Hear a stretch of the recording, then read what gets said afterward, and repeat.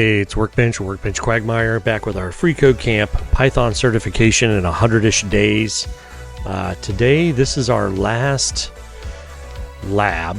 This is a lab. The workshops have the steps. This is a lab. So, day 92, our last lab, and it is build a Nth Fibonacci Number Calculator. So let's just jump right in. Objective, fulfill the user stories below and get all the tests to pass to complete the lab. You should create a function named Fibonacci. You should define a list named sequence within the Fibonacci function. It should be initialized with the values 0 and 1. The Fibonacci function should accept one parameter, a positive integer, n, and calling Fibonacci in should use a dynamic programming approach to compute and return the nth number from the Fibonacci sequence, where each number is the sum of the two preceding numbers.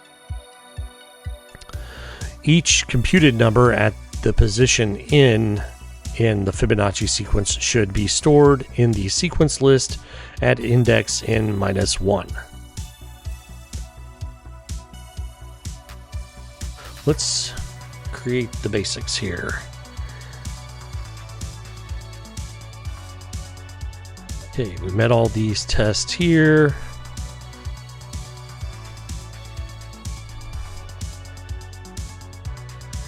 So let's just throw these tests into our code.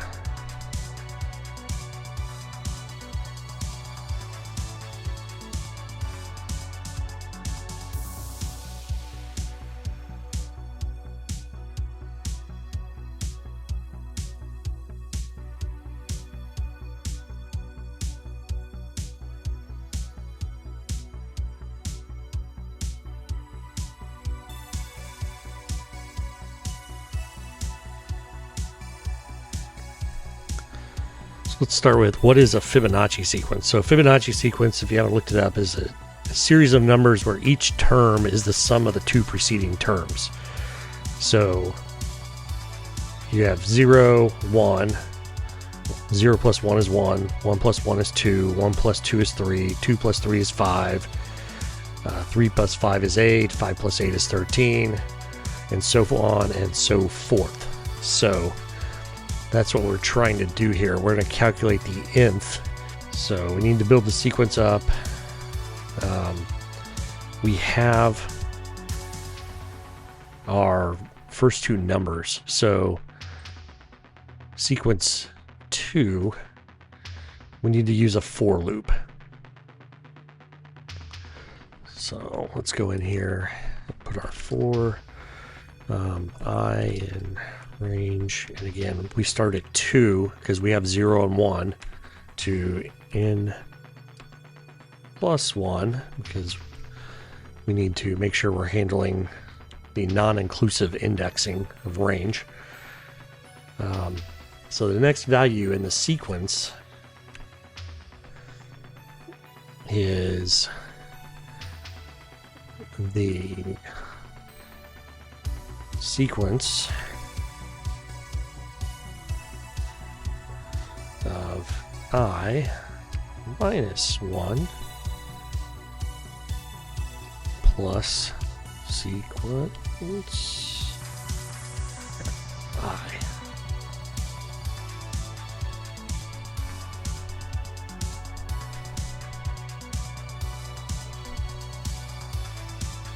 And sequence is spelled incorrectly. List is out of range, and then we have to append this value to our sequence. So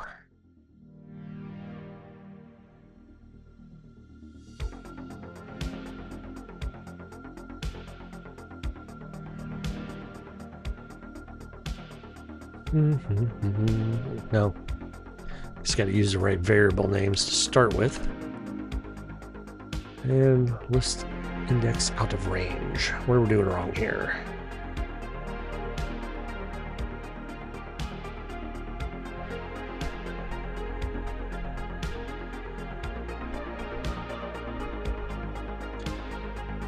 starting at 2 and n plus 1.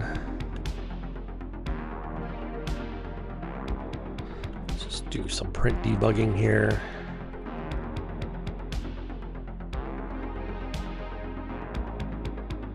Print I, not 1.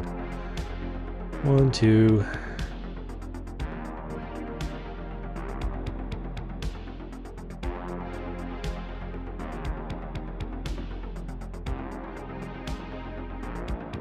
Oh, haha.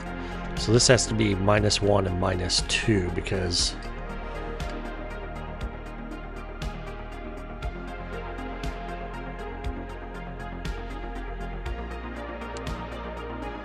so that's not working either.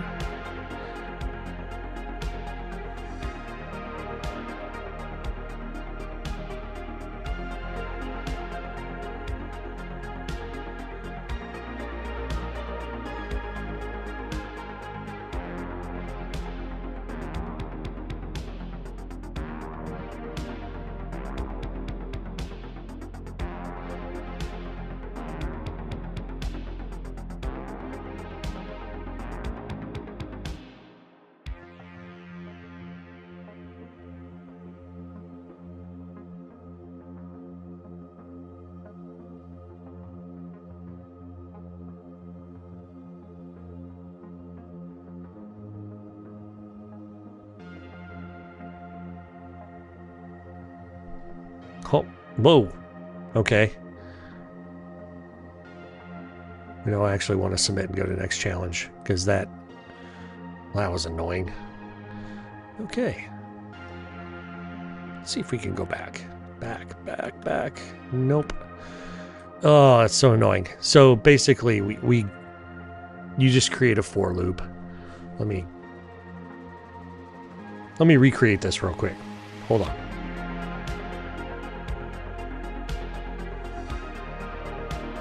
Okay,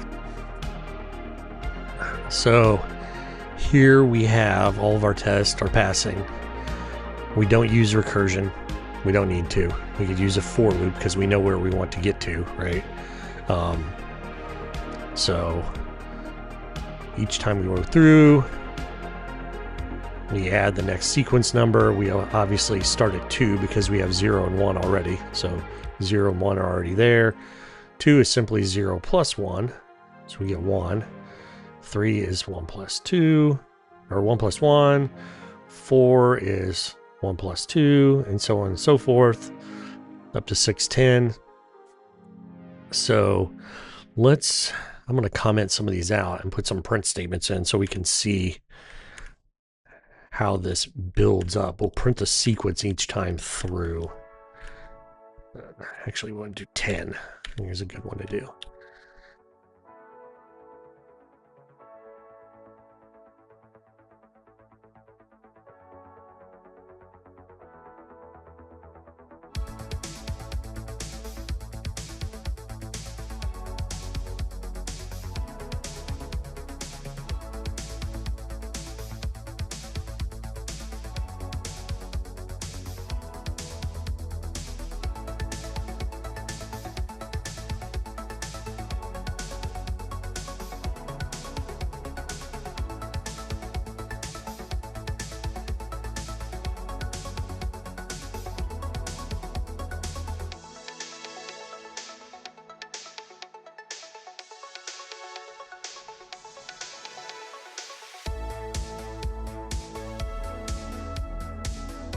Yeah, it's kind of messy.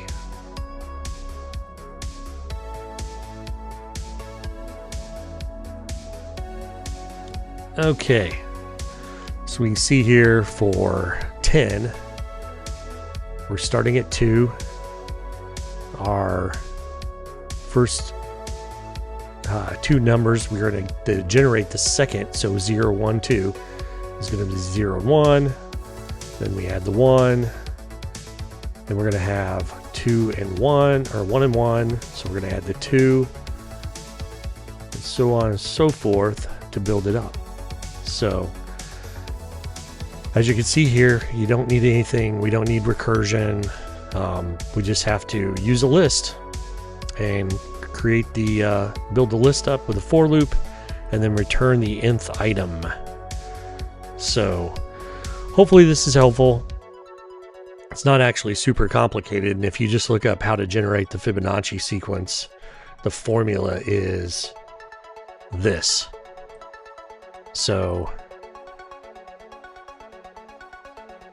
once you know that, and all you need to do is append each value and then cycle through that sequence n times -2, so to get what we need. So there is our build an nth Fibonacci number calculator. The next thing on our list will be to I'm going to do some review videos. I'll probably basically do a review over each section. So let's see if this still passes. It does. All right. So we have this review, Python basics, loops and sequences, dictionaries and sets. That's interesting. Some of these, when you go back, they're not completed.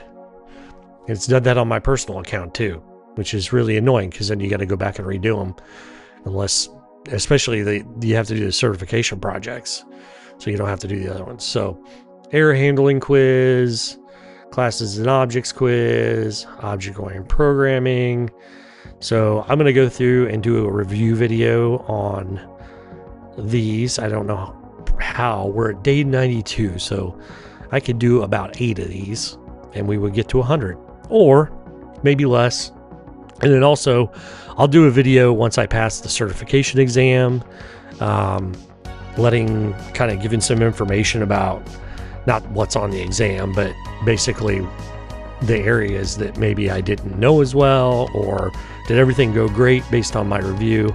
Just give you a little heads up of what to focus on when you're doing the exam. So we got about 8 more days, give or take, and we will be done with this. So thanks for watching the video. Don't forget to comment, like, and subscribe, and I'll see you next time.